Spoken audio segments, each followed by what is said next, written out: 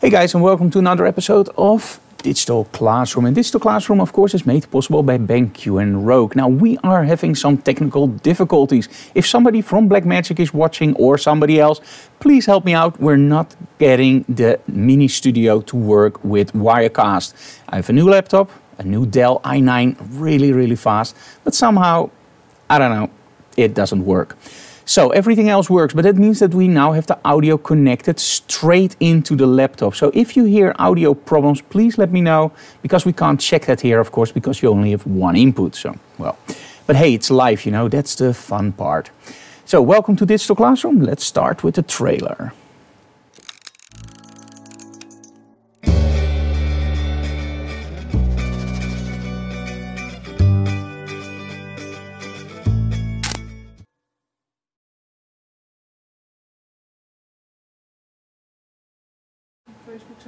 Awesome. So we're back. So hello, I hear you. Yep. Is the audio okay, Jannie? Is it okay, or is it clipping, or is it just fine? So let me see when Jannie replies. I hope it's fine.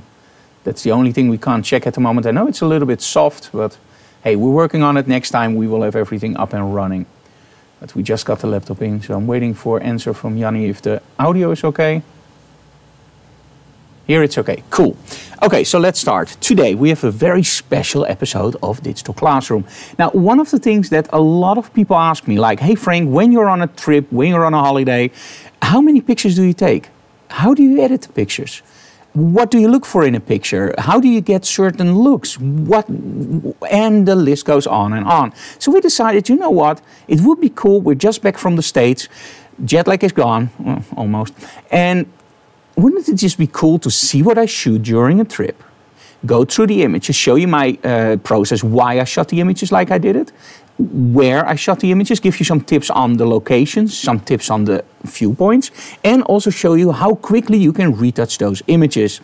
And in between, of course, we're going to do the Q&A, whatever you want to ask, and we're actually going to do some reviews from the images you guys send in. So it's going to be a jam-packed episode, but most of all, this is an interaction episode. So make sure that you ask me any questions you want. We have the chat open on Facebook and on YouTube. So let's start, I think. Okay, the visuals are good. Yeah, well, the visuals, it's just a webcam at the moment, so don't worry, it's gonna be better next time again. Okay, so let's switch over to my desktop, and there we go. Okay, so now you can see my desktop, and one of the things that I always do when I travel is I make everything into folders of each day. Now, the other thing that I do is I wear a little tracker. In my case, it's the trip tracker, I believe. I don't remember the exact name, but just give me an email if you want to know.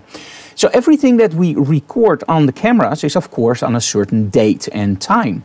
The tracker is a GPS tracker, and the GPS tracker holds that time from the GPS signal, right? So you have to make sure, just check your watch, because the watch is often synced to a GPS signal anyway. So make sure that your camera is on the exact right time. That means when you're flying, you have to remember where you shot what, right? But most of all, when you're in the country with the time difference, in this time it was a 6-hour time difference, the moment you land, the tracker takes the correct GPS time, and you put your camera on the direct GPS time. Now, the cool thing is, now when I go, for example, to my Brooklyn images, I can now go to a map, and I can actually exactly see where I shot those images. So let's say I want to see where I shot this image. Now, if everything normally works, you will see it, and you see that it doesn't. Now, why doesn't it work? Well, you have to do something before this actually works. But let me show you from some that I already did. Like here we have 43 images, and let's zoom in on Brooklyn. And now you can actually see where I took those shots. So this is 3 images we shoot there, 6 images we shot over there in a guitar store. We walked around a little bit, got some images over here. Now on the bottom you can actually see where those the images, and here on top you can actually see where. So you saw that I walked this street up all the way here and down again. Now this is the cool part. This is where you can actually see, like, okay, I've been somewhere. Now where did I take that shot? And this is one of the things that I think that should be incorporated into cameras. Now the old the old Sony camera, it actually had a GPS. It did lurk down the battery a little bit, but hey. So let me see. So June 5th, Brooklyn. Now you can actually see that I have my logos there. Now as soon as you press on this little thing, it will actually jump to the map.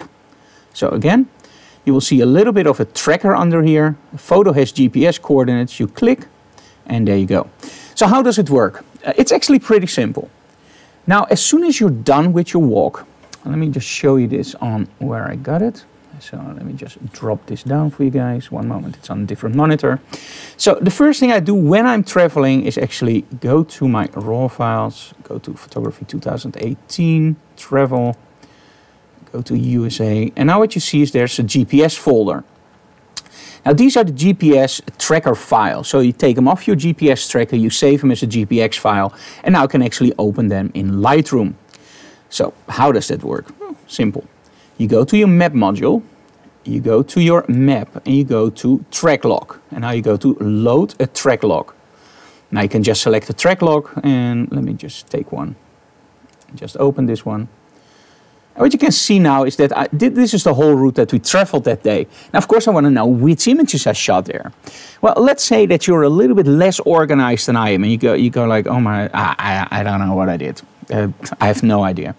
What you now do is you go into your library and you just go on top of your whole folder. And you just go to Edit, Select All. Now you go to your map. So all the images are selected. Now, of course, this is way too much. You go to Map, you go to Track Log, and you actually set Auto Track Images. And of course, it won't find any matching images because I already tracked them. So what it will do is all the images that are not shot at that time period, it will actually just skip. So you can select your whole catalog if you want. So if you're not putting everything in folders and at one point you have a lot of those GPX coordinates and you forgot to rename them and you don't know where they are anymore, just load them and at that point just select all and just sync. It's very simple to do. Okay, so let's just do some stuff that's fun. So one of the first days we actually went to, let me see, somebody is wondering if my photo is being critique demolished today. Johan, I have no idea. I have to look which image. I have a lot of images on my hard drive that I'm gonna review and they're in no particular order. So sometimes, yes. Okay, so what is the first thing? Now what I want to show you today is not exactly look how a great fashion or street photographer I am. I'm not a great street photographer. I just take snaps. And the cool thing is, if you want to go beyond snaps, hey, that's the name of the instructional videos we actually made. If you want to go beyond snaps, it's those little things. Now, I recently did a video online called My Best Tips for Street Photography, and some girl responded, you're a crappy street photographer because the only good street photography is done in black and white. Let me address that first. I love black and white.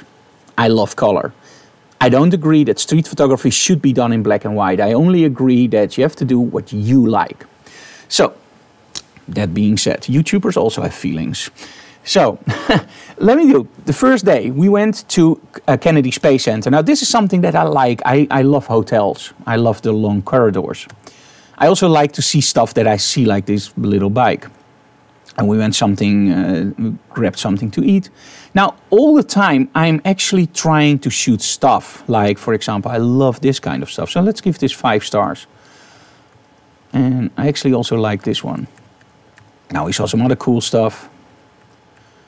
And as you can see, yes, I don't know what's going on there. As you can see, I tried some different settings. Let's set that one. And then we went up to Space Center. Now, I'm not going to show you all the images. I'm just going to jump into something that I think is interesting. So, this is the rocket garden. This is where all the rockets are.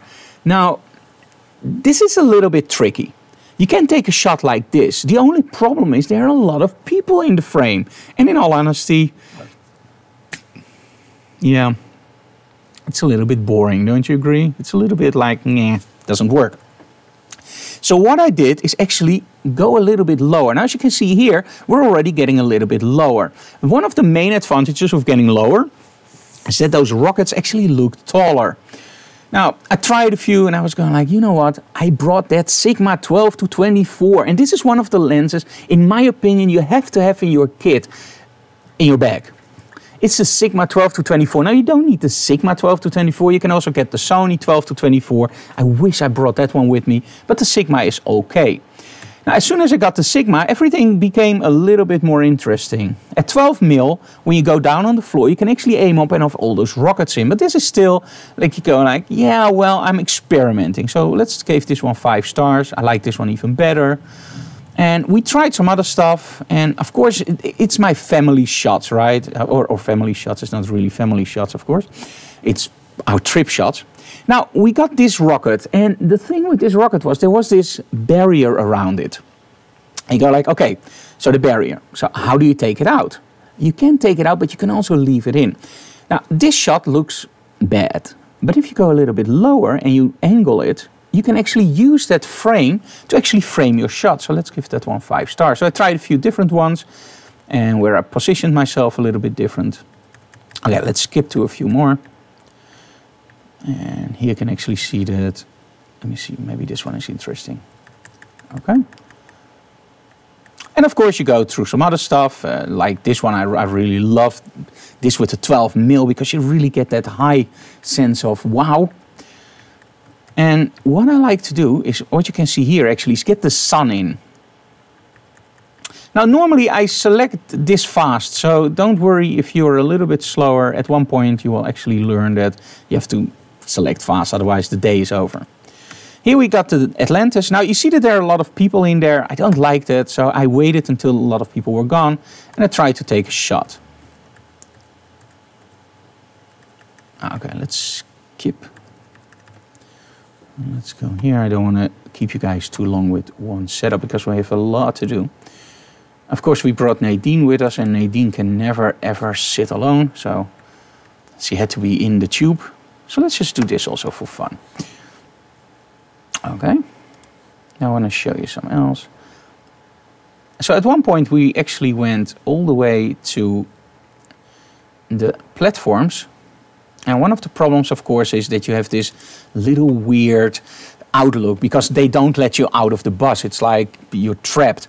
So if you have something like this, don't worry. You can go into your develop module. You can very quickly just press on the sky, and now you have it correctly balanced, and just add and contrast a little bit. And now you can crop it. Now, what I like to do with my crop tool is always just do it custom. Now, as you can see here, it actually moves, and I don't want that. I just want to do as custom. It would be nice. Let me see. Original. There we go. So, this is better. So, it's still not a great shot, but hey, you're in the bus. You can't help it. But there was something else that was really interesting, and I want to show you why that 12mm is so incredibly important. So, at the end, you end up here. You end up with this really, really big machinery. And it's really impressive when you see it. But as you can see here, it's not that interesting when you shoot it with a 24mm. Now, 24 is still pretty wide, but it doesn't give you something unique. And that's it. It's not unique. And what you want for your shots is unique. You can't take unique because, well, there's been a lot of people there and everybody took some shots. So they all will be approximately the same, right? Unless, of course, you have a lens that not a lot of people have, and that's that 12mm. So this is still 24. So at one point I decided, you know what, I took a lot of shots on that 24. I don't like it. Let's switch over to the 12 again. And now you can see that I can fit everything in. The problem is distortion. The 12mm lens distorts a lot. So what I do is I go really close to my subject, or in this case, the rockets. And just try to make it work in length. Now the cool thing about 12mm is that at that point, if there are people in the frame, the people will be pushed all the way back, because with a longer lens you compress. With 12mm you don't really uncompress, but you know what I mean, right? So at one point I was just looking for stuff to photograph aiming up, and here we go. So this is something that really caught my eye, like, hey, this is interesting. So I tried some different positions. I see that I'm all giving them 5 stars at the moment. I tried some of this. And I really love this one. Okay, for now we have more than enough, I think, from that series. Let's see if we got something else that's interesting. I see that we take a lot of shots during one of those days. Hey, we're probably never going to be back, so why not take a lot of shots? I think we got the best shots at the moment. Yeah. Okay, there's one thing I do want to show you, by the way. There's a small museum where you have one guy standing like a statue, and there are constantly a lot of people walking around. So how did I get this shot without any people in the frame? First of all, be patient. You can ask, of course, people like, hey man, can you stand away? But that doesn't really work because there are a lot of people there, and you don't want to be an ass, right? You don't want to say to people, hey, you can't be there, I'm taking a shot. So what I do is I will actually wait until somebody is just around the corner, and I will just hold the people that are coming from there, like, hey, can you wait 1 second? The other person is going around the corner, and then you can take your shot. And of course, again, frame your shot correctly. And at that point, you don't have any problem. And I love light behind, as you can see here. Let me see if I have something interesting. And here I use the same trick. Here you see people in the frame. Here I just waited a little bit, and the people are around the corner. And there's still a little bit there, but hey, here they are around the corner. And you will never get it without people, but at least, well, you know what I mean. Okay, let's go to filters. Let's go to my flagged images, or my rated images in this case. And you see that I have a lot. Now, some people will panic at this time and go like, oh my, I have to retouch all those images. Yes, you do. So this one is less than that one. This one is cool. This one is nice, nice. Okay. I like that one better. It's a little bit more even. And I love this one. Okay, so now, one of the things that I always teach you guys in model photography is continuity. If you go for a look, you have to go for the look all the way. You can't really change all the time around, because then at one point people will get bored and people go like, yeah, it's a different color every time. Yeah, we know you know how to do coloring. And you have to make sure that it's like, I always tell people I love shooting film. And the reason I love shooting film is because it already has a look. And I really like the look of the film that I choose, because you choose the film for the look, right? So why not do the same thing in your photography? Now in Lightroom, a lot of things have changed for the better. Now if we go into the develop module, now in the old days, everything in the bottom was where it was actually interesting. That's where you did your X-Rite color checker passport, you chose your profiles. Now when you look underneath, you see that there's actually nothing there anymore, because they finally moved it where it belongs, all the way on the top. The cool thing was that a few weeks ago I actually made a joke. While explaining the color check, I said, this should be on top, and now it's actually on top, so maybe they listened. Let me see, somebody asked, Frank, did you already play guitar since you've been home? Dude, you don't want to know how busy it was, so no, not yet, but we will. Okay, so one of the things is you can choose your profiles like this, and you go like, hey, there are not a lot of profiles there. No, that's correct, just press here. So now I can see all my programs that I like. For example, vintage, I really love vintage looks. Now, what I can do is just hover over them, and you will immediately see the effect. I really love this one. So let's take Vintage 6. That's actually one of my favorites, in all honesty. Oh, Vintage 6. There we go. And now you go like, hey, Frank, that's cool, but that's not really the look that we know from you and the look that we like. No, that's true. So let's try something else. Let's go here, close. And now what I can do is bump the contrast just a little bit. And the standard thing that I do is just lower the highlights, bump up the shadows, and add a little bit of clarity. Because you add a little bit of clarity, I always say to people, always add a little bit of vibrance, because it will actually take away a little bit of that look. So now when I do this, and I do, for example, edit, and then select all, what I can now do is actually sync, and then sync all this to all my images. Now this is my starting point. This is where I go like, okay, I really like this look. Now this is the look I want to work with. So let's see what happens. So now I'm here. So this image is done. This image, well, I think it needs a little bit of exposure. And a little bit more contrast. There we go. This image, really like it, add a little bit of contrast. Okay, this one, love it, add a little bit less here, go to your curves and just pull up the curves. There we go. And add a little bit of contrast, a little bit. Let's put it all the way. There we go, really like this. And as you can see here, this one is almost the same. So what I do is we'll actually select these 4 and just do sync. And now when I go through my images, I can literally just see what I've done. Okay, this one inside, yeah, that's a little bit muddy. So what we're gonna do is just gonna bump it up. And now because it's inside and I don't wanna see all the stuff around, I can actually just lower my shadows and add a little bit of highlights. There we go. Ah, Nadine, that's gonna be a special treatment. Okay, here the same thing, just add a little bit of contrast, maybe add a little bit of vibrance. And it can be a little bit overdone, I don't really mind. This is my personal thing. And maybe just make it a little bit more even. There we go. Anouk, do you have any questions on Facebook? No. No? Oh, okay.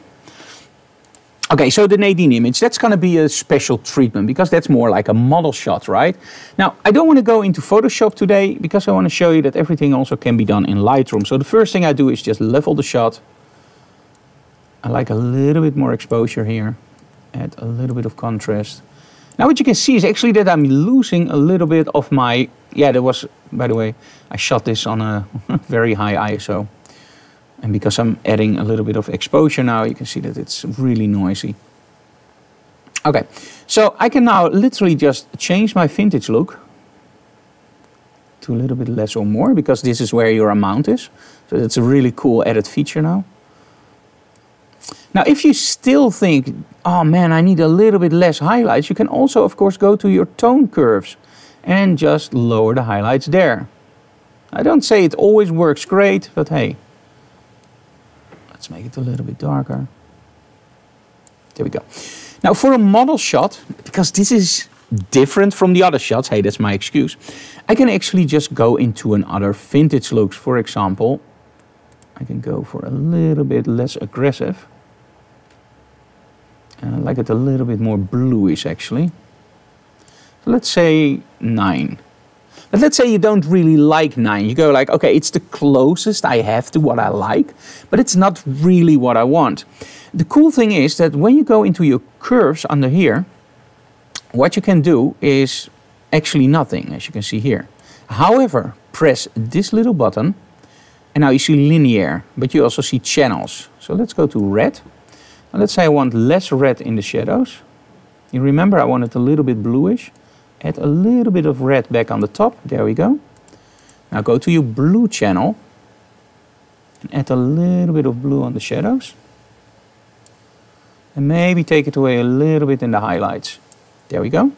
Now of course you can go on top and finish it off with your contrast slider. And maybe take out a little bit of that. There we go.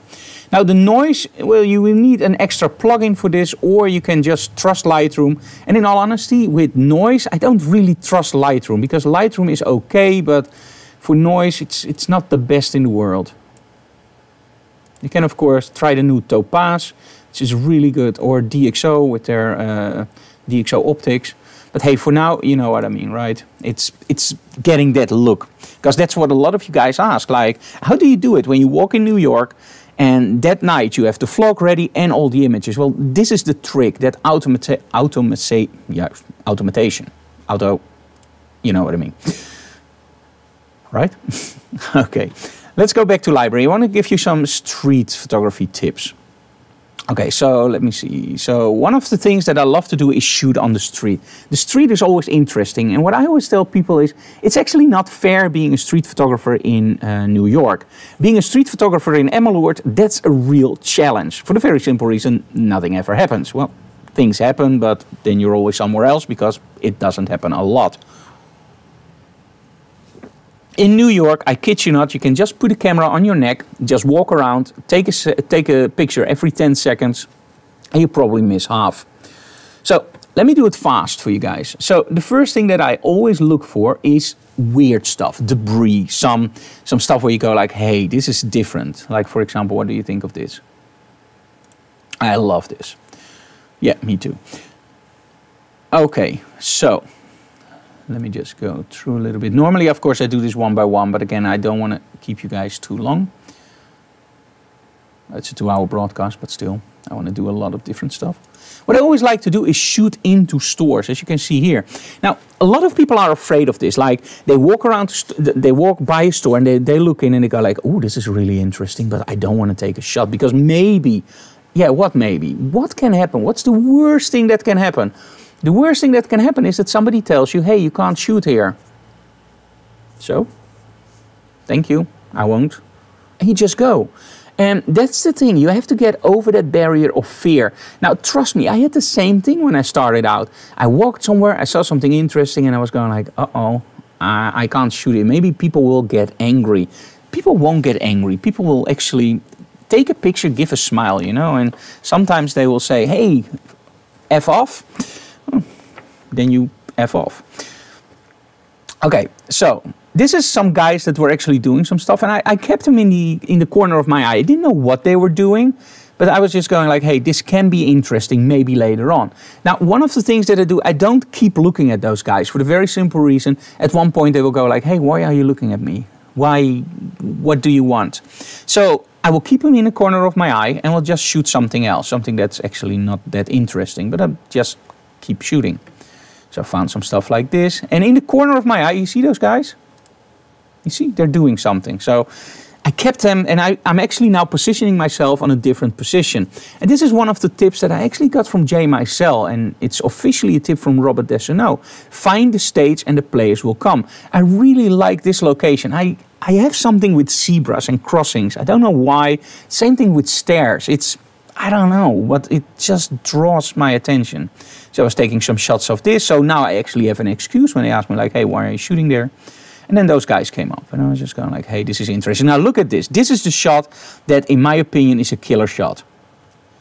And look at the difference. Now, a lot of people say like, hey, you don't need 10 frames a second or you don't need 20 frames a second. I absolutely agree.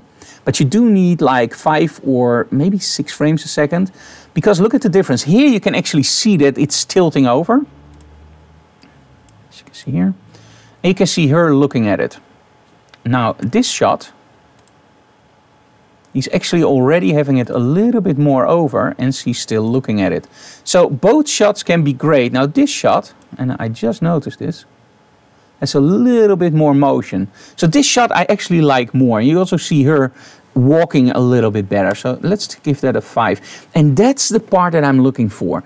If they would just cross over with that little refrigerator, it wouldn't be a really interesting shot. It's a guy going over the zebra with a refrigerator. And now you can actually see it dropping over. We have this little tire on a shopping cart in the front, and you just go like, what? Why?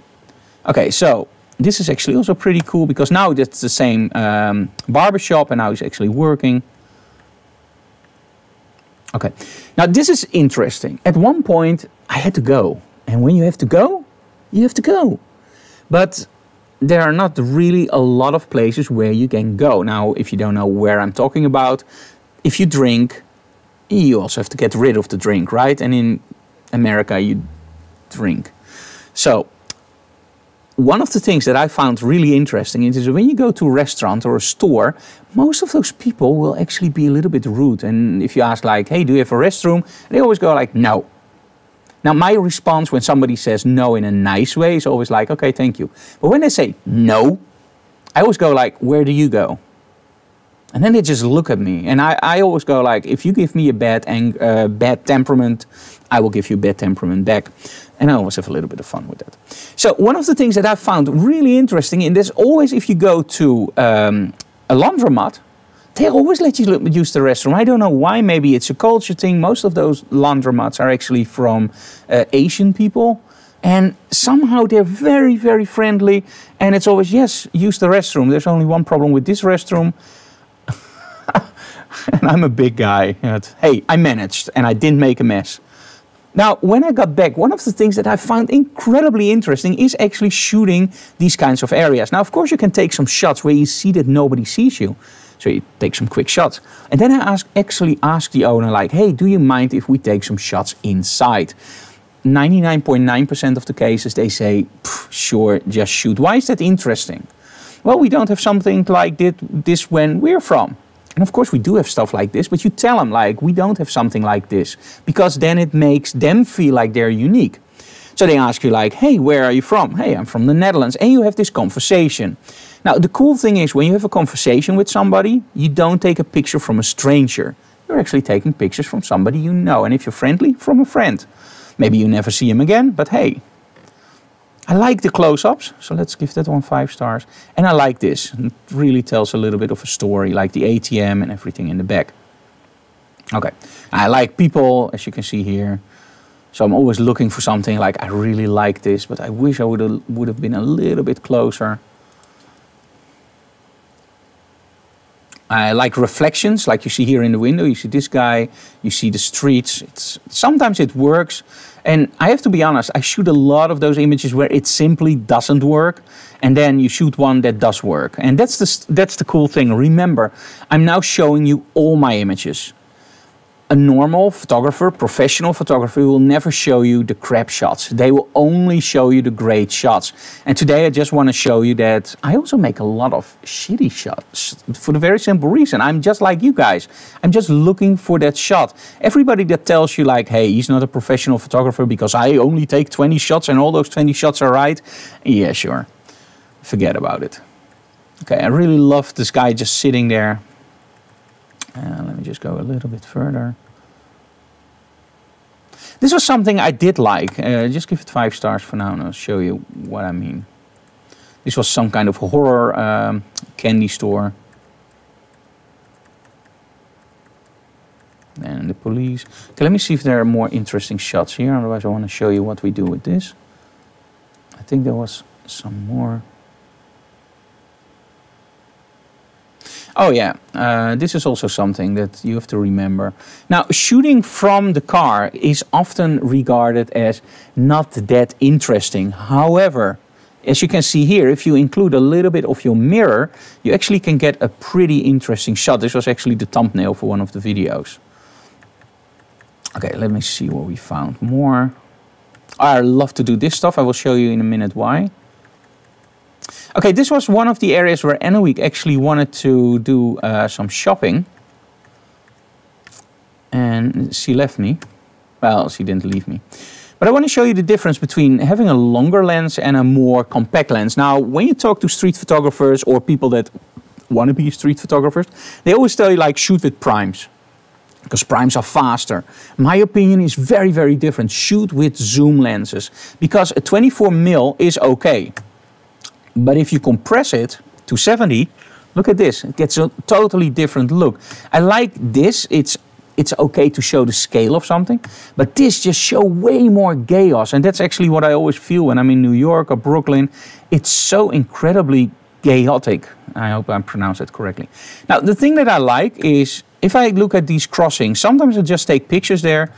And like this is okay. But then when you see this, the guy with the Marvel shirt, and of course I like a little bit of comics, it just jumps out for me. So let's see if we have some stuff more. Oh yeah, this was, by the way, absolutely amazing. We were allowed into a warehouse, which was filled to the brim with comics, toys, and whatever. I think this must have been for millions over there. This is absolutely one of those things where you go in, it's a once-in-a-lifetime experience. It's absolutely awesome. Okay, let me see. This was it for here. So let's do the filters. And I'm going to show you now what I do with street photography shots. Now, with street photography shots, I like it a little bit more rough and a little bit more edgy. So, oh, let me first see into the images. I forget. Okay, the art of Stuart Wood. Fear was a big barrier for me, but I'm over it now. That's really good, Stuart, and that's it. I always tell people the worst thing that can happen is that people say no, and as far as I know, nobody ever died from the word no. It's very simple. Let me see. Did you aim like a stormtrooper? The toilet? Oh yeah, I aimed like a stormtrooper over there. I really had to do that. Ellen Dixon, hey Ellen. And let me see. Oh, Johan, that's a good one. How many times do you ask and how many times do you just take the photo? Now, don't be angry at me. don't. Most of the times I will just take the picture because I know if I ask, there's always a chance that somebody says no. And again, no is not a bad answer, you don't die. But if somebody says no and you take the shot anyway, you're screwed. Because then people will be angry at you and people will actually tell you like, hey, get out of here. Now, as soon as you just take the shot and then immediately just look at somebody and go like, hey, do you mind if I take some shots? You have a wonderful establishment and I really like it here. You're really interesting. People will often say yes. Now, there's one thing that I want to give you guys, and this is, I'm going to switch over to my webcam for this because this is actually pretty funny.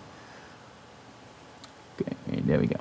Now, you remember that sometimes you want to take pictures of people, right? And those people are a little bit scary because you don't want to ask them like, hey, can I take your picture? So what is something you can do? You can do it, of course, like this. Let's say you over there. Yes, I'm looking at you. I want to take your picture.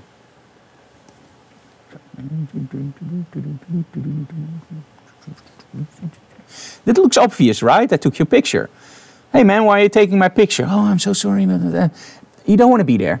Now, what is the most photographed subject? It's me. Well, it's not me, of course, but it's you. It's you. You always take selfies. Man, you drive me nuts with those selfies. Everybody takes freaking selfies. It's annoying as heck, but it can actually save you. We call this technique the Aim First Selfie. Let's make sure that you now know. Yes, you over there. I want to shoot you. You. Yeah, you. Watch this. We're in a car. Or sorry, we're in a bus or train or whatever. You. Yes? You look straight into the camera, right? Okay. So I'm sitting here with Anne-Week. You see this? Anne-Week, yes. We have a fun time. I love Anne-Week. I love her so much that I actually want to take a selfie. Isn't that so cool? Yeah. What I'm actually doing is I'm not taking a selfie. I'm actually photographing you. But because I'm making faces like this,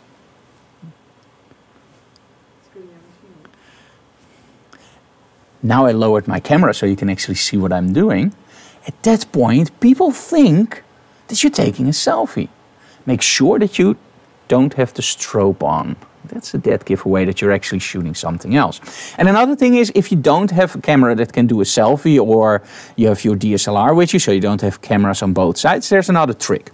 So let's say this is a DSLR, and you, again, are the person I want to shoot. But I'm a little bit afraid of shooting you. There are two ways. One, I can ask Anne-Week to stand, well, approximately next to you or in that area of you. I will focus on Anne-Week, make my composition, and I'm actually focus on you and shoot. So they think I'm shooting Anne-Week, but I'm actually shooting them. But that's a little bit obvious because then people see you actually moving, they see the lens pointed straight at them and they go like, yeah, sure. You know, a lot of the cameras nowadays have these flip-up screens, right? And those screens you can actually see on what you're doing. Now, what about this? I want to shoot you, but I'm a little bit afraid of shoot you. What I can do is actually do this. Now make a clear, I lift my finger up to show you that I take the picture. And what I'm now doing is I'm actually checking my image.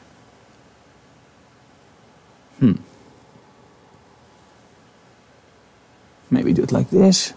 There we go. Yeah. Interesting. So what I'm now doing is I'm showing that person, actually I'm taking a picture, you see my finger going up, I'm looking through the viewfinder, and now I'm just checking the picture. And you don't see my finger going up anymore, but I'm definitely shooting. Now make sure that on Nikon, Sony or Canon, you turn off that freaking light. For the very simple reason, if you focus, you have that focus assist light, right? Yeah, that's a dead giveaway. Turn off any strobes. And turn off that beep of focus. Beep, beep, beep. Yeah, well, that doesn't really work, right? That's a giveaway. So that's a little bit of a tip when you want to take pictures of people that don't want to be in the picture. Or where you're afraid to ask. Oh, we have a question. Yes, Anne-Week. It's on YouTube. Oh, there are questions on YouTube. Let me see.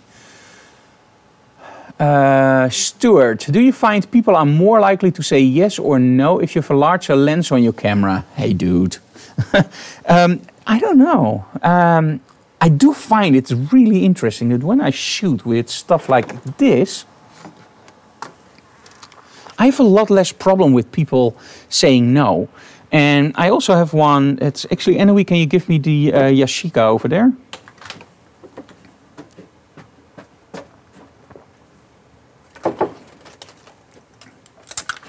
I actually also have one of these. Let me just switch over to the main camera so you can see. And this is actually a Yashica Mat. And this is a film camera, and it's a really cool camera. It takes great 120 shots. So that's medium format. Really high resolution, really good. And when you shoot with stuff like that, people always say yes. Now, what I also do, and this is something that I really like to do, especially lately, is use these kind of lenses. So the old M42, and this is, by the way, a Leica R lens. Just take those lenses and put it on your Sony camera. Now, especially the Zebras from Zeiss or Auto Tucumar or Super Tucumar, those have zebras, and those lenses are actually silver, black, so they look really, I don't know, can you see if you can find one of those zebras for me maybe? They're in the safe? Zebras? Yeah, it's a lens that has black, silver on the lining. So those lenses are really interesting, and people just look at those lenses and they go like, hey, what kind of lens is that? I don't know that. So when you have something on your camera that looks different, it's also a conversation starter, and it's something that people will ask you like, hey, what is that? What is that contraption you're shooting me with? And the thing is, and this is something that I really, really mean from the bottom of my heart, and this is pure experience, taking a picture of a stranger is difficult. Taking a picture of somebody you just met is way more easier, so engage, constantly engage. So Anouk is looking for a zebra lens. No, those are both not zebra lenses, I'm so sorry. You have to look for a lens that actually has black, silver, black, silver, black, silver. Okay. You will keep that one. Oh no, you will keep that one, how do you say that? I will come back to that one, whatever. Ah. Okay, I hear so I think she found it. It has your converter on. Yes, it has my converter on. So this is the contraption I'm shooting a lot with on the street. It's a 50 mil, actually 55. Tucumar, and it's a zebra, and this one is really a conversation starter because people want to know what the heck I'm shooting with. So as soon as I can explain that, well, you can take the shot because now they're interested and they're friends. And by the way, always give them a card. They will never mail anyway. Oh, the tech card. Yeah, okay, let me do that right away. So the cool guys from Cameraland, they actually sent me this tech art converter. Now, what is the tech art converter? You can see it here. It's actually a converter that you put on your Sony camera. I'm sorry guys, it's only for Sony at the moment. And it will make any manual focusable lens autofocus. Yes, you heard that correct. Every single manual focusable lens will be an autofocus lens. So how the heck does it work? Very simple. If you look here, you can actually see a barrier. And that actually extends back and forward. And that's how you focus. That's also how you focus, for example, an old RZ67 Pro 2. So now you have the power of those old lenses, which are absolutely awesome. They give you a certain look, they give you a certain character. I don't know how to explain it. It's just awesome. And those lenses can now be used on your digital camera. Now, there's another very cool thing about this. When you mount it, you actually have to set it on focus to infinity, and then it works. There's a little bit of a trick that we found out. It's actually, if you focus all the way to the front, you actually have a super macro lens, because now you can focus way closer than you could normally do with that lens. So it's a converter that's about 400 euros over here, and it's worth every single penny. The only thing is, if you buy converter rings for it, let me show you very quickly. I already did a review on it. I will link that in the comments below. So this is an M42 converter. Let me just unscrew that for you guys. I'll show you. So this is the old M42 lens, which I bought for 5 euros. It's actually worth about 250, we later found out, so I feel a little bit guilty. Not. And this is one of the converters. Now, you can of course buy converters from TechArt themselves, but they charge 70 bucks for a converter. What we did is we bought converters online, and if you want the address, just email me, because I don't want to set it in the comments below. It's a Chinese company. Now, when you look at this, it's black, right? When you look at the bottom, you can see that you actually see silver. Officially, these converters don't fit. It's a very tight fit, or they don't fit at all. So what we did is, because on the bottom of the LEA7, you actually see that there's a little bit of a bump. And that bump, that actually hits against your converter. So what we did is we actually asked our neighbors to put it under a grinder. Dremel. A sort of a same very, very high professional Dremel, and now it fits. So now I can just fit any lens that I want, and where I have a converter for, of course, you need converters. I can fit on that TechArt module. So here you go, and you hear it click. Awesome. So if you are into manual focusable lenses, and you should, it's awesome. Okay, so first things first. We're going to determine the look for these shots. So let's go to develop. And now for street photography, I use a different approach. The first thing I always did was just create the look in Photoshop. So what I, sorry, in Lightroom. So what I did is actually this, add a little bit of contrast, add clarity. And because I add clarity, I need a little bit of saturation and vibrance. Maybe play a little bit with the haze. There you go. And now I would go into my curves and go into my blue channel, for example. And for street photography, I like it a little bit more reddish, but a little bit more blue on the highlights. There we go. Go into reds, add a little bit less red on the bottom. And add a little bit on the highlights. There we go. So this is something that I would do. However, with the new Lightroom, I actually love those presets way more. So now I just go into those presets and I go into, let's go for modern for a while. And I will just find something that I really like, and you don't have to use it. That's the, oh, I really like this. Wow, look at this. This is cool. Okay. Now go back. Let's go close. And as you can see, my settings are still there. And that's because they're now using presets. And this is absolutely amazing from the new Lightroom. Something that I've been waiting for a long time. Ever since I used DxO Film Pack.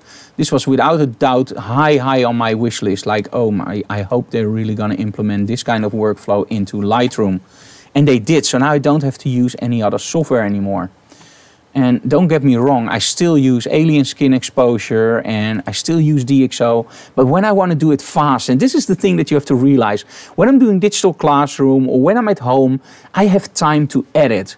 When I'm traveling, our schedule is so incredibly tight. Just to give you an example, we wake up at 8. We leave the house at around 8:30. We're home at night at around 9. At 9, I have to back up all the cards, do the GPS tracking. Then I have to select my images. In between, I have to edit the whole video vlog, which in the States is approximately like 15 minutes video every single day. And then I have to retouch all the images and select, of course, all the images. And then I have to do the blog post and upload everything. I'm happy if I'm in bed at 1 or 2. So if I can save time by doing stuff a little bit differently, I am more than willing to do that. Okay, so I got the shot here. I don't know if I synced already, so let's do that again just for fun. I already did. Okay, so now what I do is, again, I go through all these images and I will just look. Are the shadows okay, or do I need a little bit less? Do I like exposure a little bit? You can play a lot with your highlights, of course. And it will still keep that nice desaturated or a little bit of brownish look. You don't need to do a lot. There you go. This one needs a little bit of exposure boost. And with people, I always like to zoom in because sometimes a little bit too much clarity will really destroy the shot. So just take it out. There we go. Now if you go like, hey Frank, I really like this, but I would like a little bit of clarity over there. Don't worry. You just go into your adjustment brush. You just bump up the clarity. And you just make your brush a little bit bigger. And you can actually paint the clarity in the areas where you want. I'm just doing it very quickly now, guys, so don't worry. Now, if you say, okay, but for clarity, we need a little bit of saturation, just do that too. It's in the same brush. See that? So now when I take it out, let's just turn it off, you can see the difference. It's a really big extra addition to your workflow, but hey, I really like that. Let's do close. Okay, go to the second image. Okay, that one needs a little bit more exposure. And this way I go through all these images and I just adjust every single image the way that I like it. And as you can see, it's a really fast process. And you can do the same thing with weddings or whatever you shoot. This is the way that you can really fastly edit your shots. Now this one I need to level a little bit because I shot it from the car. There we go. Okay. Love these low angles. Just gives it a totally different look. And here we go, and here we go. Okay, so enough of this. I don't want to do a lot of the retouching stuff anymore. What I want to show you is actually where I look for. Because that's one of the other questions you guys asked a lot while we were in the States. Like, how do you get those shots? What is the process? So let me show you a little bit what we do and how we get there. First, see which day I have to find.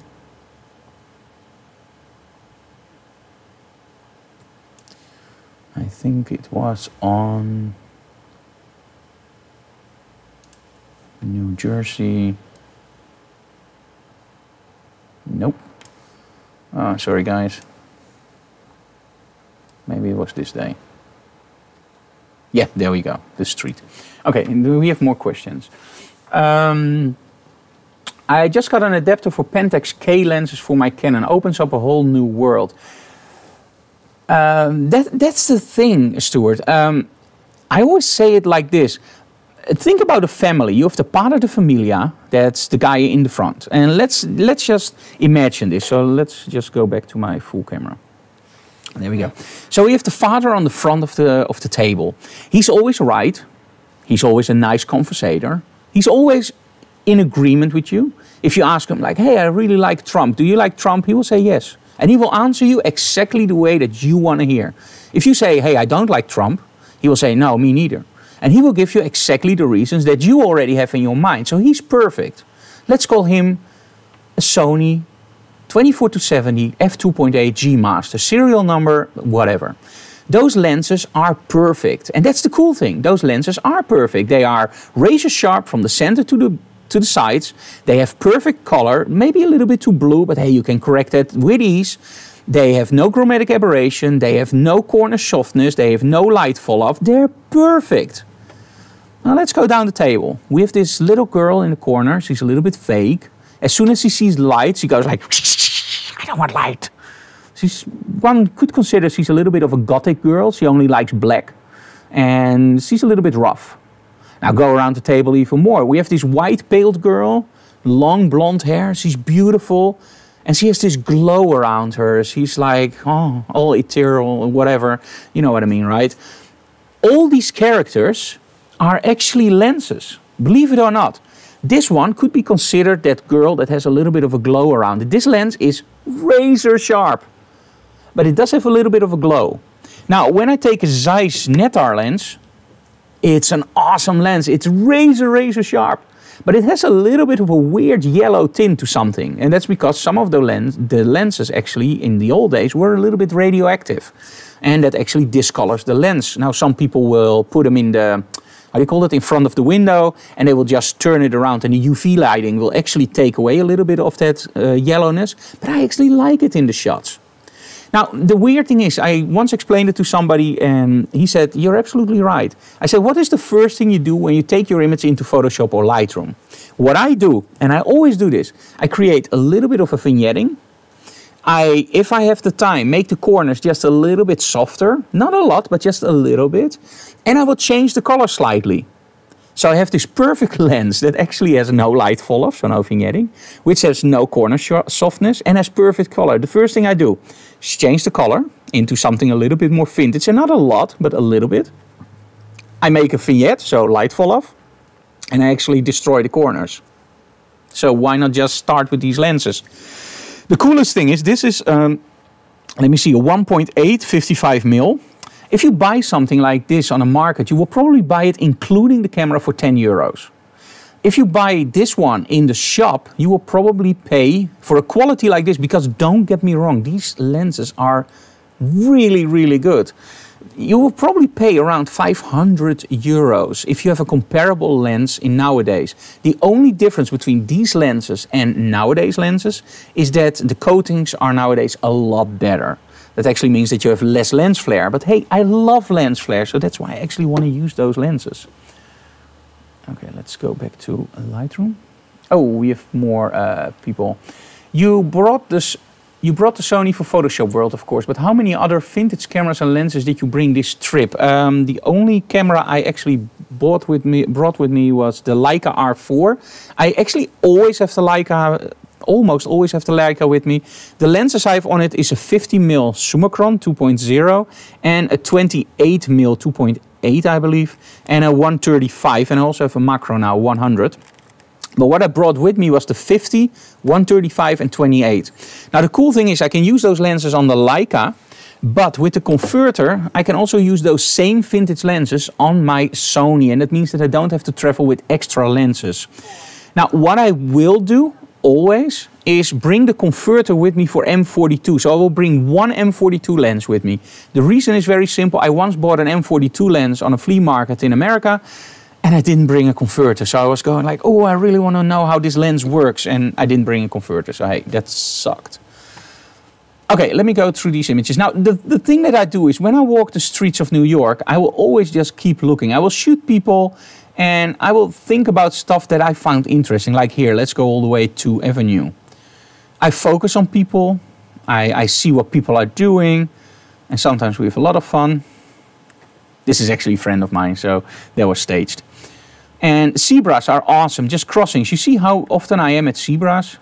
And that's because there you can find the most coolest people. Look at this guy with the hair. He's standing out, but it's not interesting enough, so I didn't do any retouching on him. Now this girl I really love, so let's give that 5 stars. Okay. I also love this one.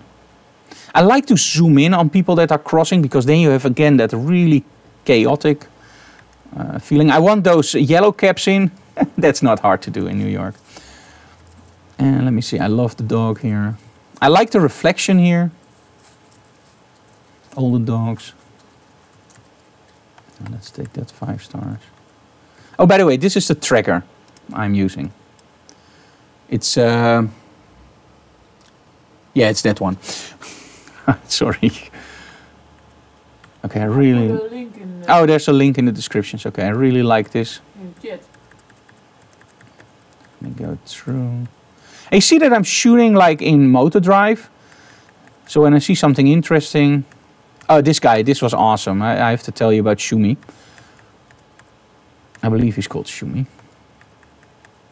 Okay, that's more than enough for this. Let me see if I have something that's more interesting. I don't think so for this. Oh yeah, I love this one. Now, what's the lady here? She's looking at a cap, and I didn't like the cap because it's actually striking through her face. So what I did here was actually the bike I like more. But what you can do now is New York, you walk a lot, right? Now watch this. Why not take a close-up of her feet? And I hate feet, trust me. Okay, this one too. This one is nice, it has contrast, I like it. But look at this with the yellow. Way more contrast. Okay, anything else? I don't think so. But we'll have more than enough for now. So I don't want to take too much of you guys' time. Let me see.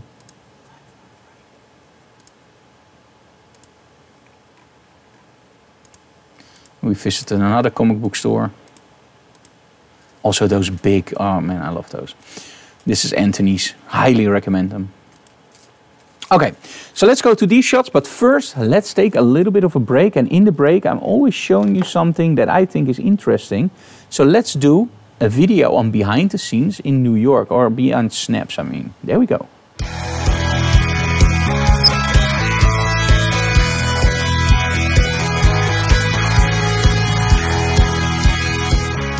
New York, without a doubt, one of the most beautiful places in the world for street photography. In this video, Beyond Snaps New York, we're not only gonna show you tips and tricks about gear, getting great shots, locations, how to talk to people, and much more, but we're also gonna show you some places that you may or may not have heard of New York. How about 2 Chinatowns? You probably know one. We actually found another one that's way more interesting. How about a location where you can get great night shots? Or Jay and Silent Bob's Secret Stash, Amityville. This video is jam-packed with not only photography tips and techniques, but also great locations to visit when you go to the New York area. I'm sure you're gonna enjoy this video. In my opinion, it's one of the best we ever made. So enjoy Beyond Snaps to New York.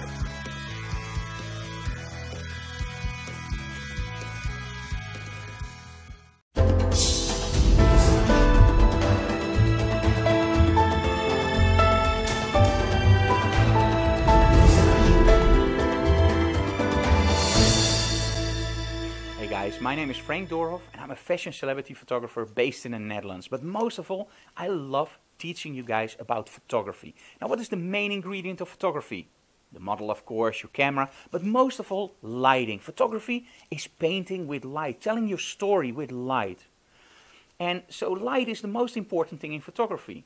But still, 99% of the photographers let the lighting control them. While in essence, you as a photographer should be able to control the lighting. And that's why this video is created. It's a video about the essential lighting techniques. The lighting techniques that you should learn. How to create a white backdrop or how to create a black backdrop. How to make sure that there's still shadow in your lighting. But most of all, how about the essential lighting like Rembrandt, butterfly, feathering your light, making sure that your model is lit the correct way. In this video, we're gonna do all those techniques and way more. Very simple tips about how to control your shadows. We talk about light meters, we talk about my favorite plugins. If you're a starting photographer, this is the video for you. This is where you learn everything you need to know about lighting, and after that you can start telling your story with great lighting. If you're a professional, I'm sure there are a lot of tips in here that also help you.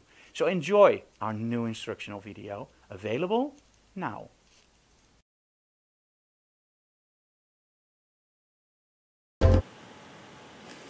Yeah, make sure you get those videos because you really support our channel with that. And another thing, by the way, is Patreon. Now, let me see if I have something here from Patreon. Yep. Now, Patreon is... A lot of people say you have to make more promotion for your Patreon. So here we go. A lot of people ask me like, hey Frank, how can we support your work? Well, I'm already supported by guys like BenQ, X-Rite and Rogue. And those guys do a really good job. They sponsor Digital Classroom and of course behind the closed doors. But it's always cool to get more revenue for the very simple reason, everything we get, we put straight into what we do for you guys. So it's not like you're paying my vacation or whatever. I wish we had a vacation. But you don't pay for that. What we do with Patreon is all the money that comes into Patreon, we create new videos for. We buy better gear. We buy better cameras for Digital Classroom. Or we buy more bandwidth like we did now with fiber. Patreon you can do for $1 a month, $5 a month, $10, $20, $30, $40 or whatever. But what you get is a closed Facebook group where all the people discuss with each other, also the guys with a year with Frank. And every month I do a review for your image. Now you see me doing reviews, and we're going to do that later on, of your images that you send in, but those are way more advanced. They're like 10 minutes, 15 minutes long, and I show you exactly how I would retouch that image for you. So head on over to Patreon and start promoting your favorite photographer on the net. If that's me, of course. And otherwise, just go to this Patreon and support me. So, otherwise you support somebody else. Anyway, I don't know. That doesn't make any sense, right? Jet lag. Okay, so this shot. Now, the first thing you have to do is make sure that there are no weird subjects in the shot, because, hey, I don't want that. So I could crop, of course, and then make her stand out. So let's do that. Let's first make sure that that happens. There we go. Now let's determine the look again. And this is a little bit the same, but hey, it's also the stories I tell behind it, of course. So let's go to vintage. Now I just keep going back to vintage. I'm so sorry, guys. Hey, you know what? Let's not do vintage. Let's do something completely different. Now, of course, you can do it here, but there's also something else, and that's called presets. Now, if you go over here, you see that I have presets set up like film looks, HDR, and looks and vintage. Now, in vintage, for example, you still have the same stuff that you did before. Only now it's also on the right side with the Lightroom profiles. And by the way, did you know that by the last Lightroom update, yesterday, you can now also sync those presets to all your mobile devices if you use Lightroom CC? That's really cool. So I hope they also implement that in Lightroom Classic. But hey, I think a lot of people will actually, in the end, go to Lightroom CC. Okay, let me just find a look. These are all I found on internet. They're all free. They're all free downloadable. I believe this one is called Brunettes and Blondes, which I really like. But I like my film looks more. So let's just find a film look that I like for this one.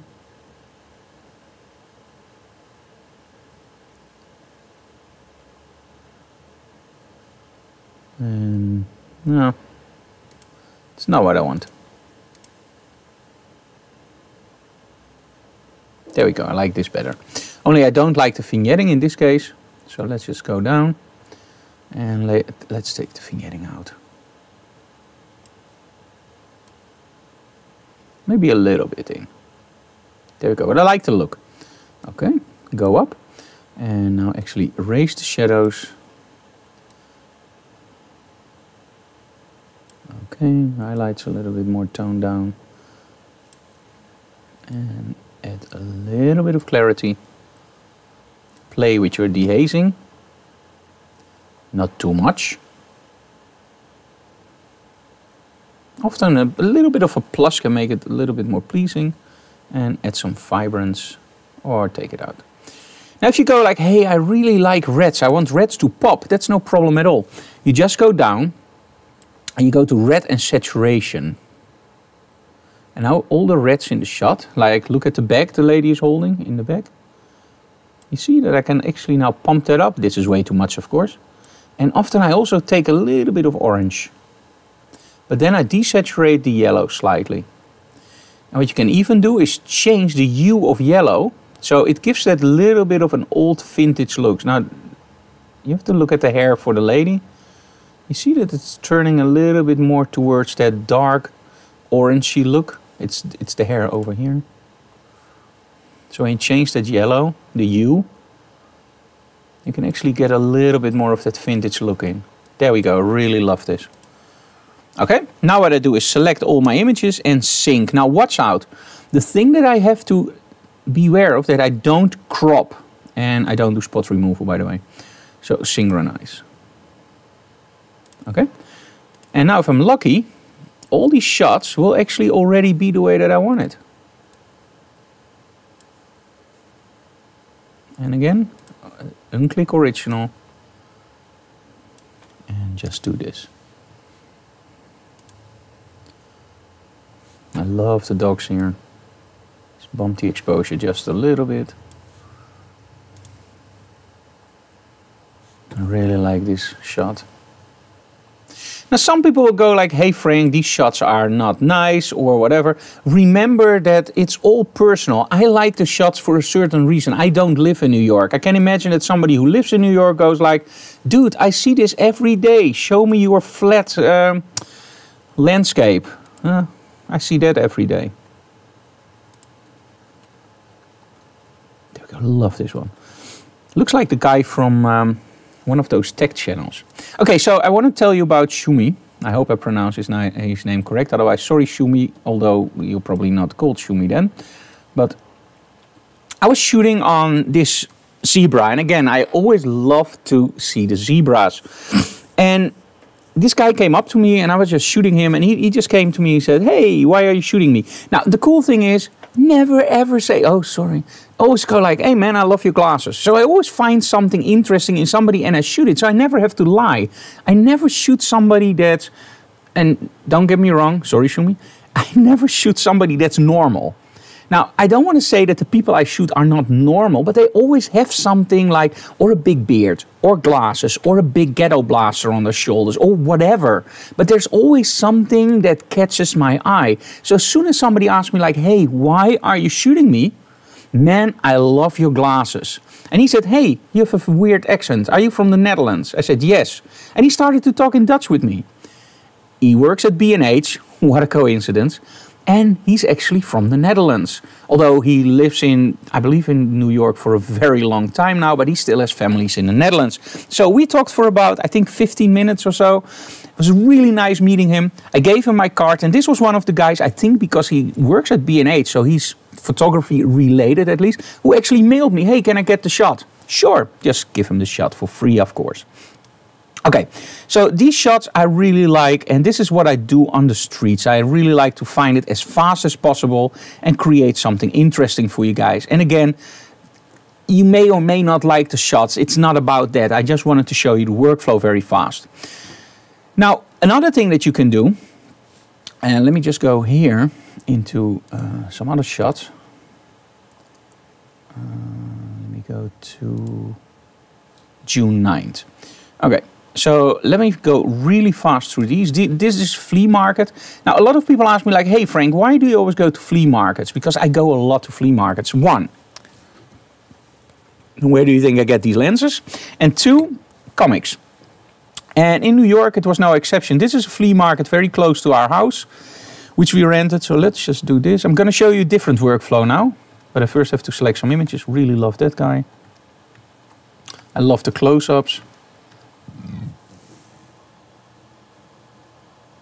Oei. No detail. I really like this guy. Oh, I like that one more. So let's do 0 and 5. And there we got our comics, and we actually bought a few.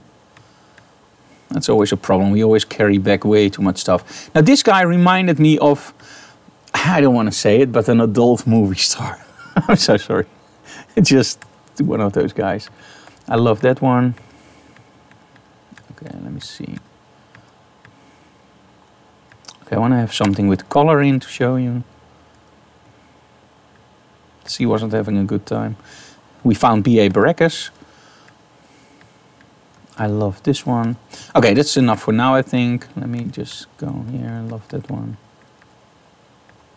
So I'm always looking for weird stuff that happens, weird situations, people that are a little bit more on the alternative side. Let's keep it nice.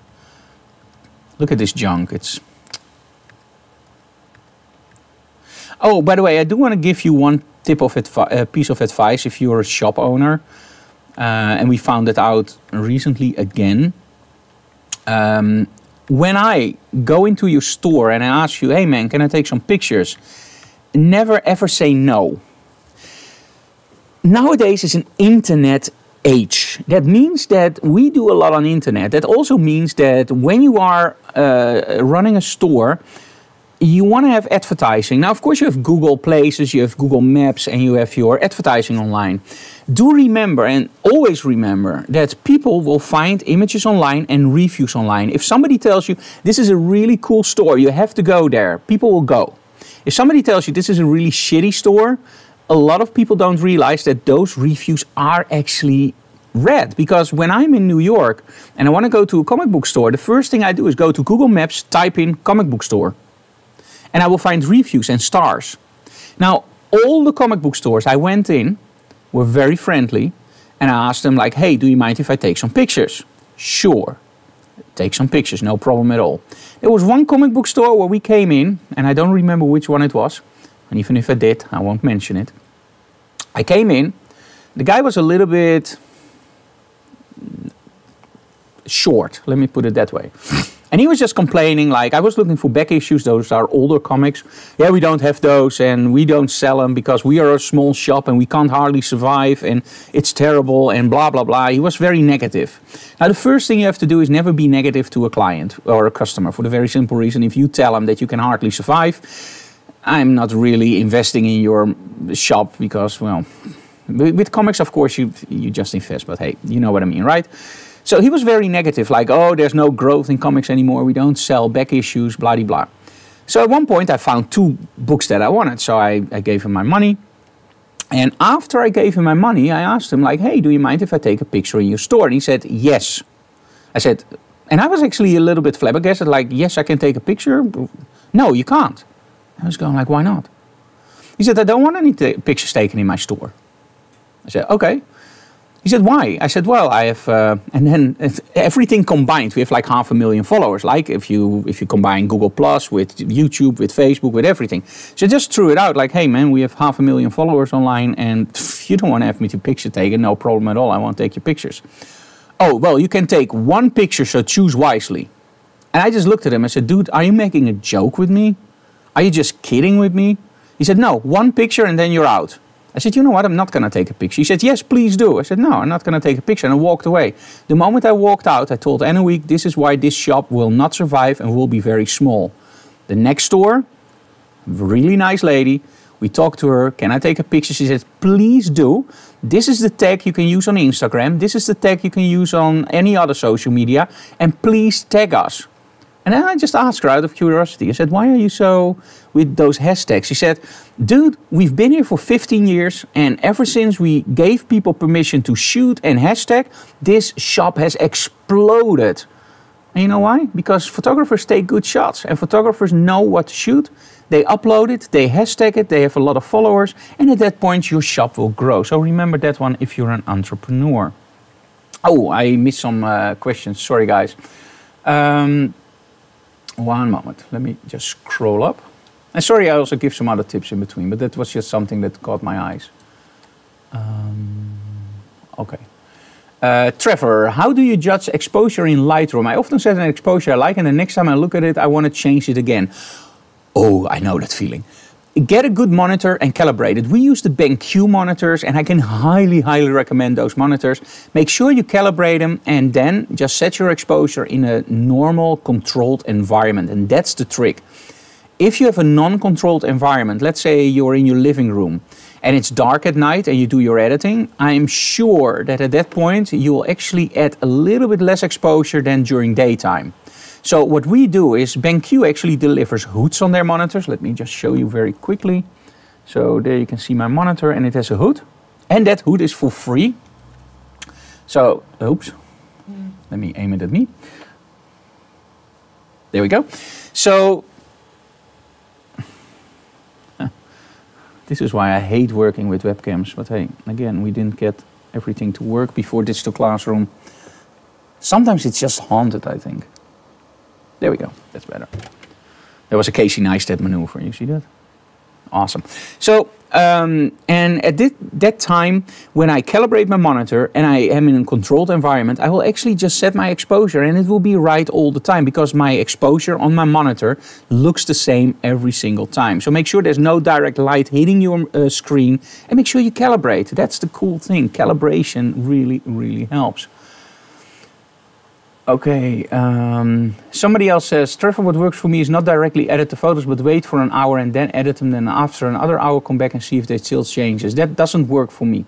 I always have to retouch straight away. And at that point, I'm still full of those images. So when I travel, I know somebody who recently went to China. And when they got home, that's when they looked at all their images and started retouching. I can't imagine doing that. When I'm shooting in New York, or wherever, I want to go home and I want to edit those images straight away, because then I still have that, this sounds weird, I still have the smell of the city in my nose. I still have the sound of the city in my ears, and that's when I can retouch that city. When I'm home and in a different environment, I'm more maybe relaxed, and I just don't have that feeling anymore. And when I do my images, I want to have that feeling of that guy going like, get out of here. And I want to show that in my images. I want to show the noise, the stuff. This is actually, there's a movie called We'll Take Manhattan, and it's from the young years of David Bailey. And the cool thing in that movie is that they actually shoot in front of the National Museum. And he actually has the model on the opposite of the road, pointing a camera towards her. And his how do you call it? His boss actually tells him, hey, you're pointing the camera in the wrong direction. And he says, model, camera, pointing in the right direction.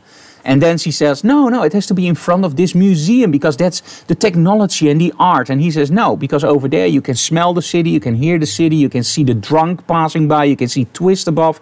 And it's so true. When you edit, you have to have that feeling of when you were there. So that's why I always edit on location. But hey, everybody's different. Let me see, Ineke and Fred, hello. Ineke Fred, are you going to the Sony experience on Sunday? I wish, but they said it to me too late and I already have a workshop in Groningen.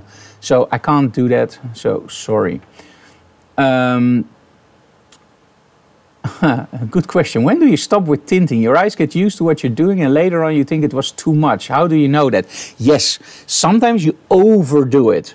This is something you have to learn with experience. At one point, just stop and create presets. And those presets is something you use later on. And then don't figure around with it too much. Just trust your preset and just change little things. Okay. Thanks. I use a calibrated iMac 5K, but ambient light is probably my issue. Ambient light is terrible. I will tell you very quickly why. If you look at your blacks will look really deep black under nighttime. If you go over during the day, the blacks will actually be a little bit more milky, but you can also see some colorization in those blacks because light is hitting your monitor, and light actually hits your monitor. Your monitor is a reflective source. It uses RGB to actually beam towards you. I'm now totally lost. You have reflective light sources like paper, and you have you know what I mean. They're two different ones. You have paper where you put light on and it will actually show you, and you have stuff that actually emits light. I just lost the English term, sorry for it. I know what I want to say, but the English terms. So a monitor actually emits light, but it also mixes that light, of course, with the ambient light. So that means if you have a little bit of a reddish light falling in, let's say at nighttime, or during sunset, you will actually see that in your blacks and in your shadows. The highlights is not really a problem because they're bright enough, but especially in those darker areas. And that's probably, Trevor, where your problems will be, the darker areas. And that's why you need more exposure or less. So make sure you have a controlled environment. It's the most important thing. Trust me on that one. Okay, so this guy, don't ever do that to a photographer if he already got the shot. What he did was the worst thing you can do. Hey, a-hole, get the F out. Yes. Oh, sorry, I have to set it on this, of course. Okay, so this guy, the worst thing you can do to a photographer. I already got the shot. I turned away my camera and he shouted at me, hey, a-hole, get the F out. I'm not a bad guy, but if I was, I would have blasted him all the way over the internet. I would have retouched the images so you could clearly see his face.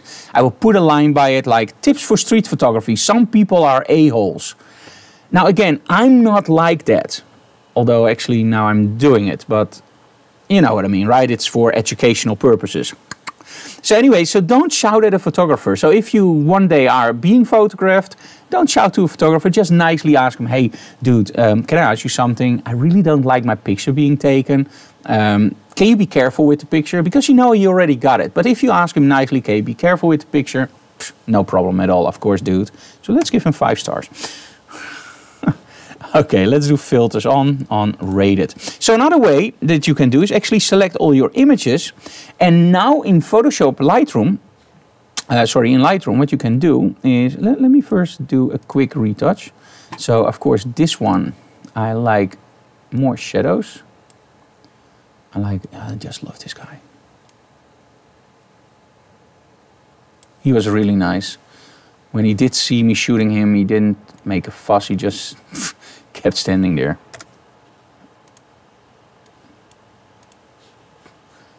I think he's even looking at me.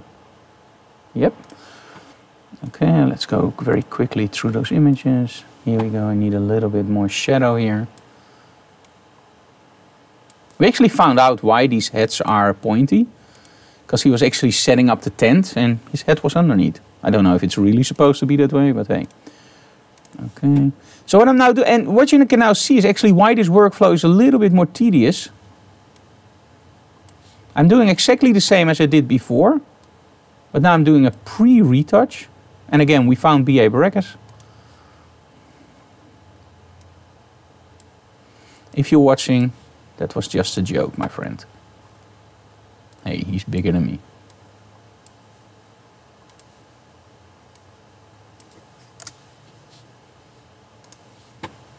And our really friendly guy. Let's be honest, he's a nice guy, so...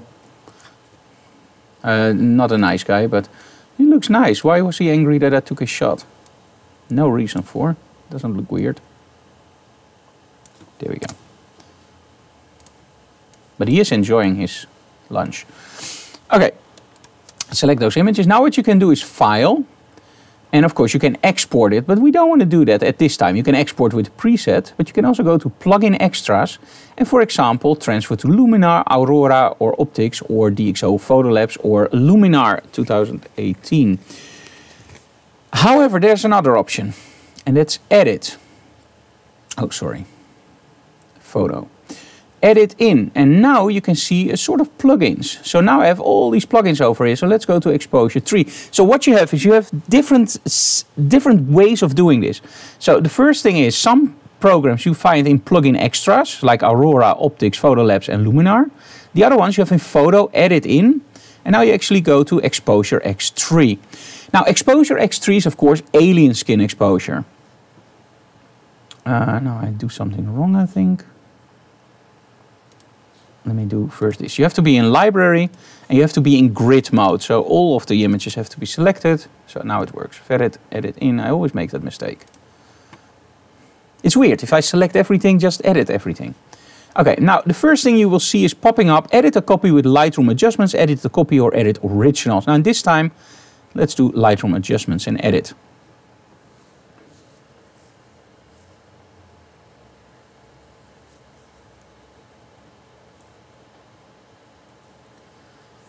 Let me see, Jonas Sabado. In editing adjustments, go back all the way up to 0 and then gradually turn it up until you like what you see. That often works.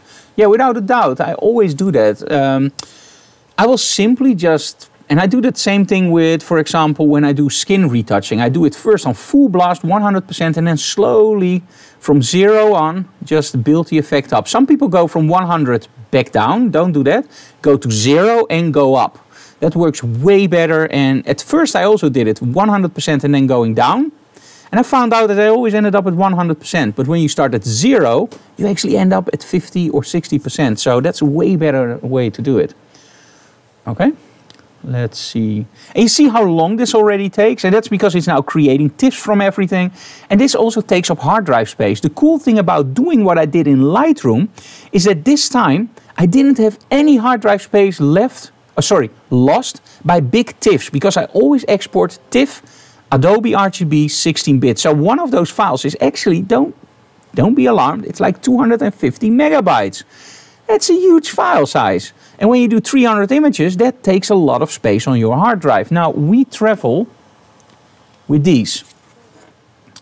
And these are LaCie drives. They're really awesome. I have 2 of them, and they're really fast, and they're 2 terabyte drives.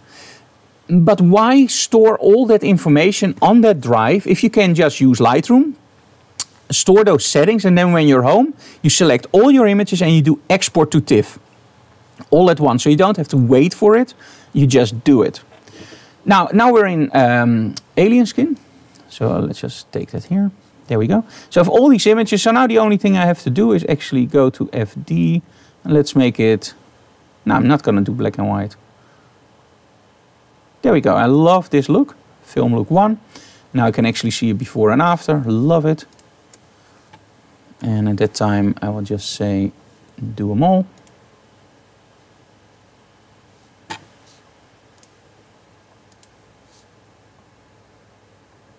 There we go.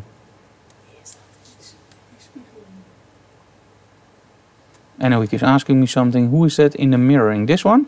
It's not me. Yeah. No, it's not me. No. Okay. Select all the images. Sorry, guys.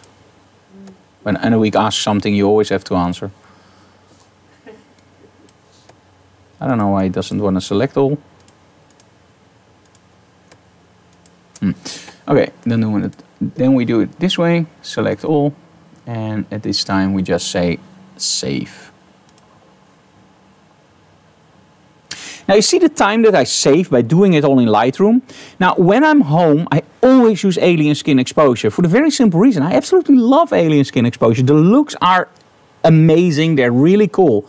But when I'm traveling, this will take up way too much time for me. I want to do it fast. So that's what today is actually about, showing you how you can do stuff fast. Now, as soon as you're home, you can always select the images that you really like and do them with alien skin, of course. But often, in all honesty, for me, they're just snapshots.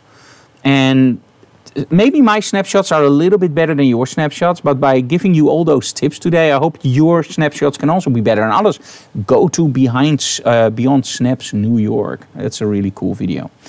Okay, so that's another workflow. I'm just going to delete those images now. There we go. Awesome. Okay, what can we do more? We can do some review for you guys. So I have some images over here. So let me just select, let me do 3, start up Photoshop.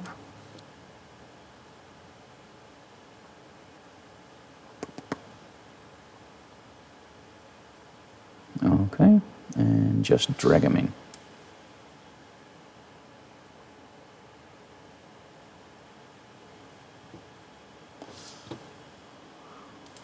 That's only one.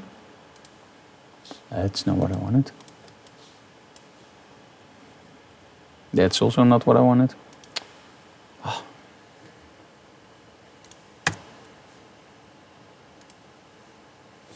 Come on. There we go. Okay, I think, Johan, this is one of your shots, right? Haha. Okay, so first things first. Love it. Really cool shot. But let me see what we can improve or demolish on this shot. Depending on if you like what I do, right? Okay, so the first thing that catch my eye is actually, when you look at this shot, let me go to 200% for now, is that she has a little bit of a problem under her eyes. So take your healing brush and just take that out.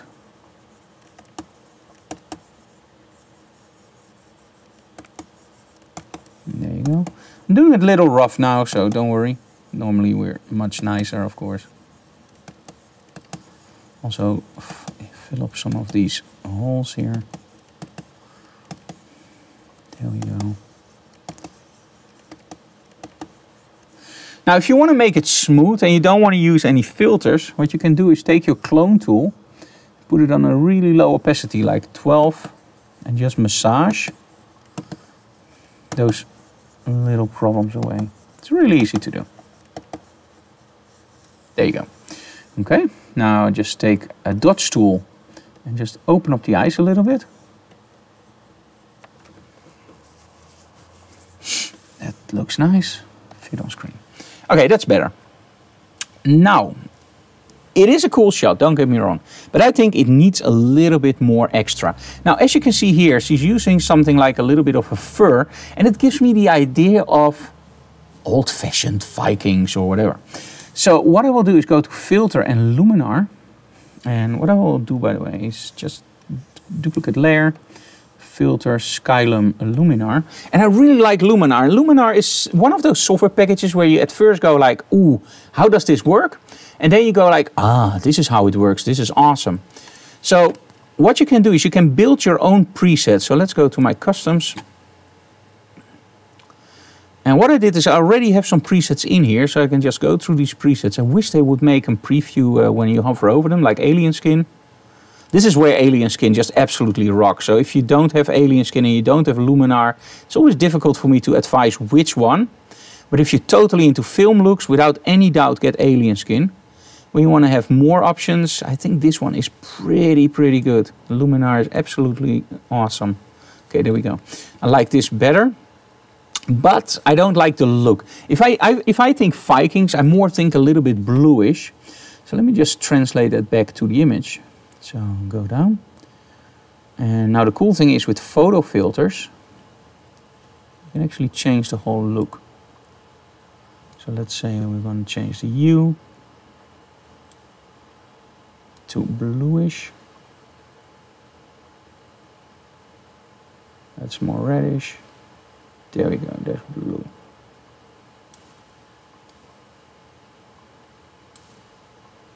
Okay.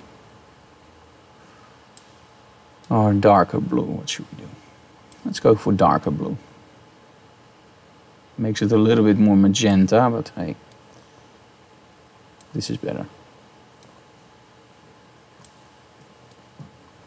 Okay, and of course you can see without and with.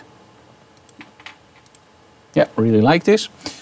And of course you can do a little bit of microstructure, but in this case with a model shot I don't really like that. So let's keep the structures out. The vignette is okay, but let's make it a little bit less. There we go. And inner light a little bit glowy. There we go.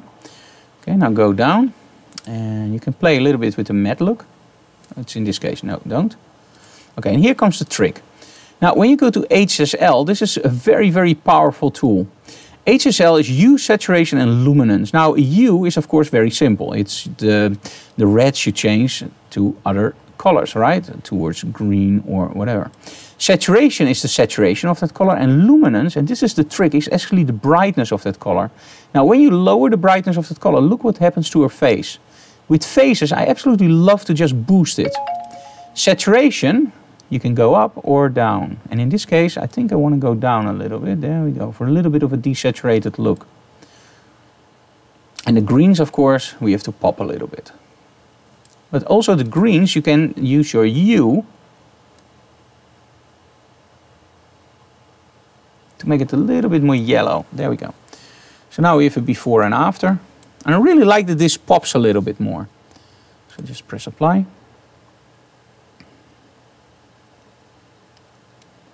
It's now exporting the image. Now, of course, because you do a lot of those presets, it takes a little while. Okay, there we go. Now, we have something that annoys the heck out of me. This. It's too black. So let's do layer, flatten image. And let's take that out. Now, first I made a new layer.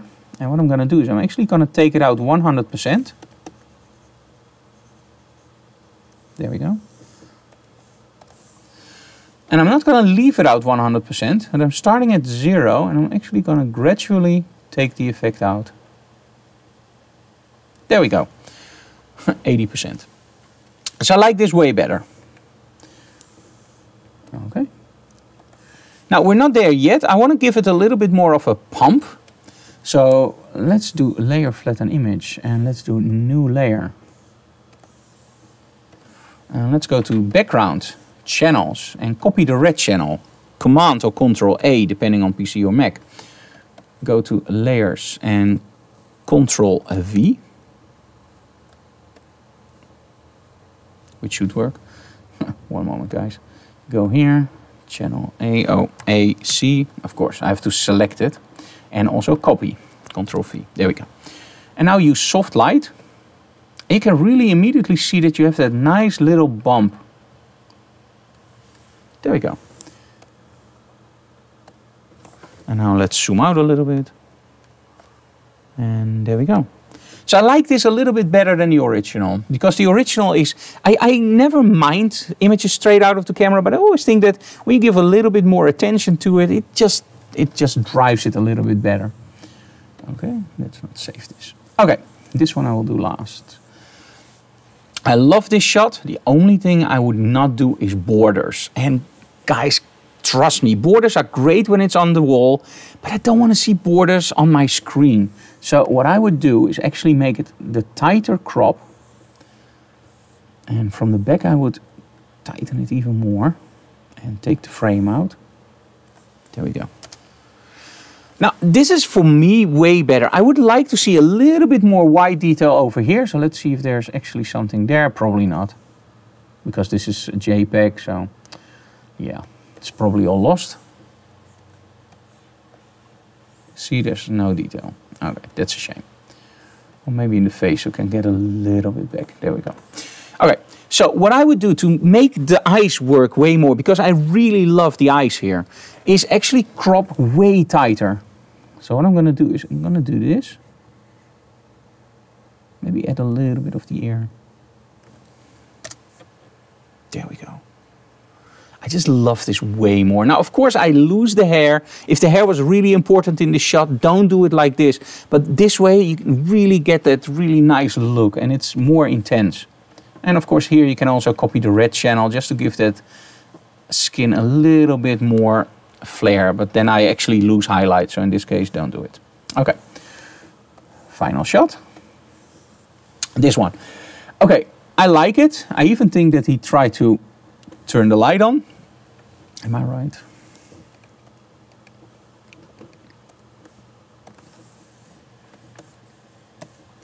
Yep. Okay, first things first. Lighting wise, it's really nicely lit, but it's a little bit flat for my taste. Now, why is it flat? If you look at the whole shot, you can actually see that he's overpowering the ambient light, and that is really nice. This is something I also like to do, and they sometimes call it day to night, or they call it making it moodier. I don't know, but it's a cool technique. The thing is, it's pretty flat, and now when you look outside, you can actually see that the sun, let me see, is actually coming from up here. So this tree is actually casting shadows here, unless I'm wrong. Let me see if I have any other clues. But I think I'm right, because if the sun was coming from the other side, this would be lit and the shadows would be going that way. So the sun is probably coming from here, aimed here, and the model is lit straight from the front. So what I would do is turn the model around and then maybe light it like this. But on the other hand, why light it that flat? Make some dynamic range in the shot. And let me see if I can fake it. I don't know for sure, but let me just try it. Why fake it when you can create it, right? Oh, Enrique, are there any questions? Yes. Oh, ask. How comes you don't have color problems with Luminar? For me, it only works if I put my monitor to sRGB. With Adobe RGB, it's too saturated. Okay, there are a lot of people email me a low battery warning, tablet driver. That's interesting. I don't have a tablet connected. Oh, one moment, guys. I know what it means. My remote. That's it. Okay, so Luminar. Why is Luminar having the same color with me? I'm now editing on the Cintiq. When I edit on the BenQ, which is an Adobe RGB monitor, I do have some slight changes in color. It's not that extreme. It worked perfectly. 1 or 2 updates ago, they broke it and they didn't fix it yet. They know about the problem and I hope they're going to fix it. Okay, so what are we going to do? The thing that I'm going to do is I'm going to try to make her more shadowy on this side. So, and again, this is faking it, and never ever fake it. You should just shoot it like this. Okay, the first thing I want to do is make a selection. And I'm going to do it really rough, guys. So don't worry. Don't blame me when Frank can't retouch. This is the digital classroom. I have to do it fast, because I don't want to spend hours on one shot. Or hours, not even minutes. Okay, so I made a very, very rough selection. I'm going to go on the top. I'm going to take a brush with black. Let me make this side dark. I think that's better. Select inverse.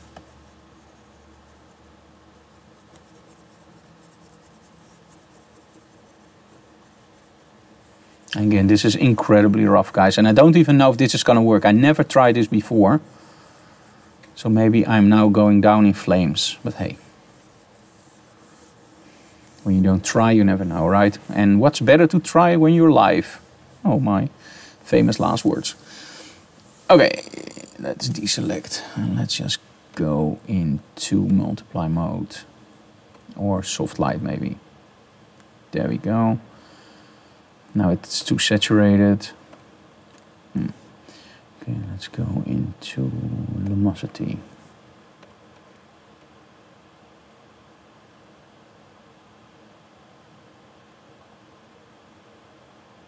Okay, layer mask, hide all, and now just paint it in. And again, I never did this before, so I'm just going with the flow. I just follow the lines a little bit of what normal shadows would do.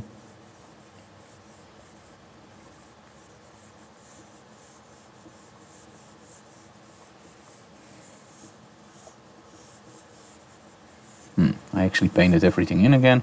It just doesn't look natural. So let's go here and let's just feather that output. So what I did is now change color and change my opacity to 42.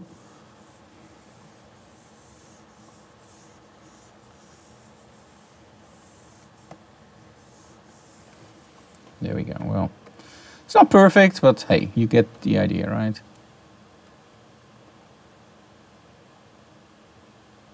Even now, it already looks a little bit more dynamic.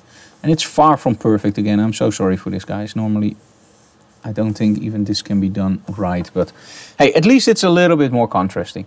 So what I would do after that I changed my light. So I would change my light to the side, lighter from that side, make it a little bit more contrasty. I would actually just, because now when you look at it, because he's lit very flat, she really jumps out and it looks more like a composite. And what you want to do is you want to make sure that everything connects. So when you do a shot like this, you don't want your model to just jump out. You want your model to connect with the backdrop and jump out. So by creating that little bit of a side darkening, you actually make her a little bit more fit, because that mimics where the sun comes from. Although in this case the model is standing the wrong way, but hey, you get what I mean, right? Just move that light towards the same angle as the sun, overpower the sun, and you get a perfect shot. So what I can do now is actually, to make those two combine a little bit, is use a layer with some color. And I'm gonna try to do it without any filter. So even if somebody doesn't have any filters, sometimes you get those complaints like, hey Frank, you use all those filters, I don't have those. Well, let's do it without. Let's go to a little bit of a yellowish brownish tint. I like that one. Okay, let's do soft light. There we go. And then you immediately see that it's a little bit too bright. It was supposed to be a fashion shoot. Okay, it was supposed to be a fashion shoot, but even with fashion shoots you can use contrast. We do it all the time. Make it a little bit darker. Better. Okay, let's turn it down a little bit. Okay, now the thing what I would do, and this is just my personal opinion, when you look at the backdrop, you see that the backdrop is really a little bit out of focus, which I love. But the model is sharp all the way. That's a little bit of a contradiction for me. Of course, when you shoot a model with strobes, the model will be bright and the model will be sharp. But because you didn't include anything else from the backdrop, you don't see that nice following line where you go like, hey, I can see the backdrop is sharp underneath her feet. It moves a little bit back to out of focus. No. Model sharp, background unsharp. So let's fix that. So one of the things that you can do without using any other filters is go to filter and go to blur. Let me see if I'm doing this right. I want lens blur. Yes. Oh, that's on the other screen. One moment, guys. Let's move it here. And again, it's your photo, so don't be offended when I do something slightly different. It's just for pure education and fun. Now what I would do, and again I hardly use this,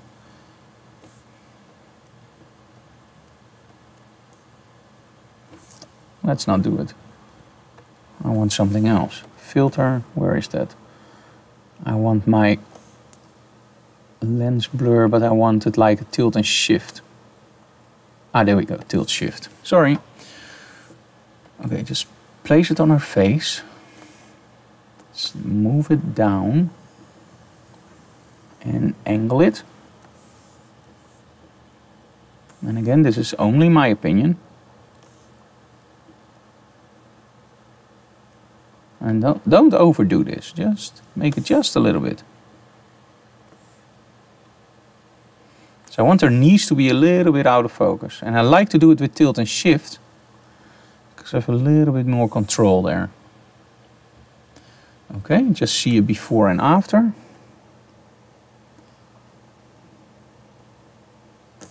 Okay, let's give it a little bit more.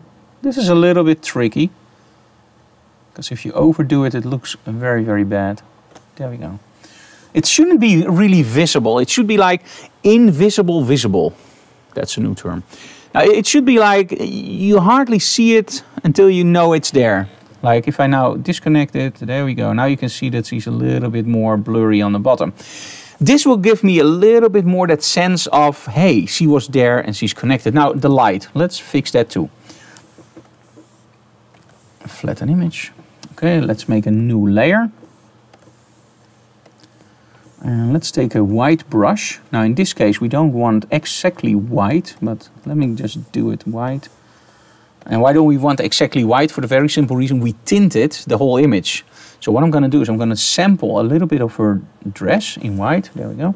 Now the first thing you do is you make the lamp. So do it on 100% and just do the lamp. So here is where the lamp should be. Okay. Now do a new layer. Okay. Make the brush bigger. Now the problem is, of course, underneath. It's an omnidirectional light source, but it's blocked underneath. So you have to do it like this. There you go. Do a new layer.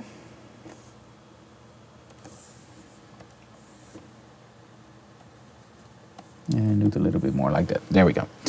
Okay. Now the first one I don't change. The second one I will actually blur. And I blur it until I can see the spokes of the lamp, like this. There we go. Okay, and maybe drop the opacity just a little bit. No. And then this one, this is the ambient. We'll actually do filter, blur the heck out of it. This is gonna be like a 100%. And now actually my shadow part doesn't fit anymore. Yeah, should have done it on the other side, but hey. There we go. So now it actually gives me that ambient look, but I will drop this down. There we go. So in the end, what I would have done is just change the direction of light. And if you know you want to turn on that light bulb over there, then just turn your light the other way. So she gets rim light from the side. And if you light it also with a strobe, it looks like those two are connected. So now what I did is a terrible mistake. I'm so sorry for this, guys. I should have thought of it. I actually should have made the other side dark instead of this side, because now it doesn't make any sense at all. But the technique you can use, right? You just flip it over to the other side. Sorry. Okay, that's that. Okay, let me see if there are any questions. So, guys, are there any questions? Let me see first on YouTube. It's supposed to be a fashion shoot, so why bother doing shadows? Just wondering. Okay, why do you... would you lighten the background? Okay, 2 questions. Okay, so why should you bother with shadows during a fashion shoot? Let me put it this way. Why should I bother with setting up my lighting during a workshop? Why should I bother with finding the story in street photography? Why should I bother by using makeup for a beauty shot? A fashion shot doesn't mean you can be just shooting it with your iPhone or your Huawei phone or whatever. A fashion shoot only says you have to shoot fashion. What is fashion is the clothing they wear. So what I wouldn't do is change the whole look of that clothing, for the very simple reason they still want to have that clothing. But now you have to be careful. There are 2 trains of thought. 1, is it a fashion shoot for a catalog? In that case, you did a great job. Flat lighting, people see exactly what they want, and when they buy it, it's exactly right. What is wrong? Oh, I will make myself bigger. Yes, thank you, Annemiek. So if it's for a magazine, for a catalog, you did right. So flat lighting. But then again, why put it on a certain backdrop? Why try to put the light on? Because with the light on, you try to make a little bit of an atmosphere. So for a catalog, great. But as soon as you do it for a magazine, there's something else. Sometimes it's about storytelling, but also about getting a feel. Think about the Marlboro Man. Like in the old days, everybody wanted to smoke for one simple reason, the Marlboro Man, because he was the manly man, he was the real man, he was the man you wanted to be, so let's puff some smoke. In reality, of course, why was that? Well, they had great pictures. They had a guy that smoked, but you couldn't see it was a Marlboro because it could be any stick. And you had a really well thought of look. Now, when you do fashion and you shoot for lifestyle, or you shoot for people want to have this clothing, everything goes. You can make it black and white. You can make it like really funky vintage colors. As soon as people identify themselves with that look, they will buy the clothing.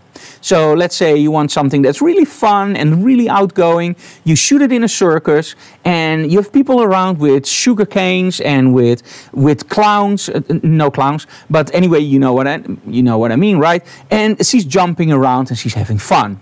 Now, when you shoot something for a sophisticated brand, and it's the same clothing, right? It's exactly the same clothing piece. Now you would place her in a cocktail bar, leaning against the bar, with a glass of champagne. In the back you see the Burj Khalifa or whatever in Dubai. And you know where I'm going, right? It's the story, it's the feeling. So a fashion shoot per se doesn't mean you can use flat lighting. A fashion shoot means you have to, especially with a fashion shoot, you have to convince the people to buy the clothing. So make sure that with a fashion shoot you are going all out. Use accent lighting, use high contrast lighting, but make sure that you know what your client wants. Do they want the clothing? 100% correct. Or do they want lifestyle? With lifestyle, all bets are off. You can do whatever you want. If they want the clothing correct, you do have to remember, okay, no color tinting, but I can make shadows, because shadows are the soul of a shot. And without soul, people won't buy the clothing. So it's flat. Don't do that. But it's a great shot, don't get me wrong. You have total control over your lighting. The only thing is, I personally would just change it a little bit to give more contrast. Would you lighten up the background a bit more? No.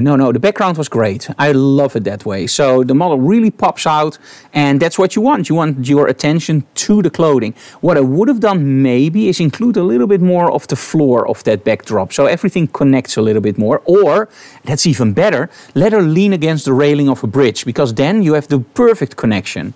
The thing that always frustrates me a little bit when I look at an image is when I see somebody standing in front of a building, and she's just floating in front of the building. So the building is darker, she pops out and she's floating. And I always go like, why not just let her lean against a wall or let her lean against a car, so you know that she's there, that it's not a composite, or it's very, very handy, very good composite. So that's what I would do. Another question, how did you like the tinting I did on this one? I like it that it was a little bit less natural. I don't know if you did it with tinting or it was simply the saturation lowering because of the strobes you used. But if you did tinting, it was very subtle and very good fitting that look. The only thing I did is go one step overboard and just give it a little bit more. Now again, with the tinting, when I look at the original image, I'm now looking at it on the Wacom. So in all honesty, I don't see a lot of tinting here. Let me just go, and we can do that very quickly. Let's just go into image, adjustments. Let's do levels. And let's see what you did for tinting. So let's take the gray point.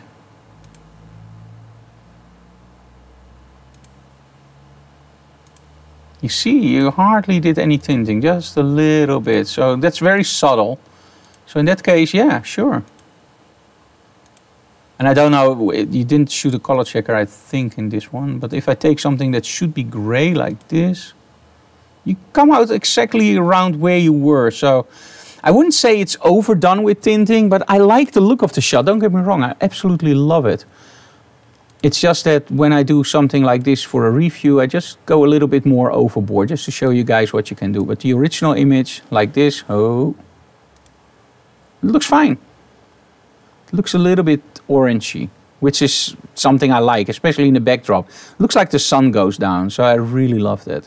But you can see that it isn't because the harshness of the shadows. Shadows tell everything. That's why you have to include shadows, because those really tell the story. Oh, sorry, I should have done... Oh my, sorry guys. Let's do that one again, sorry.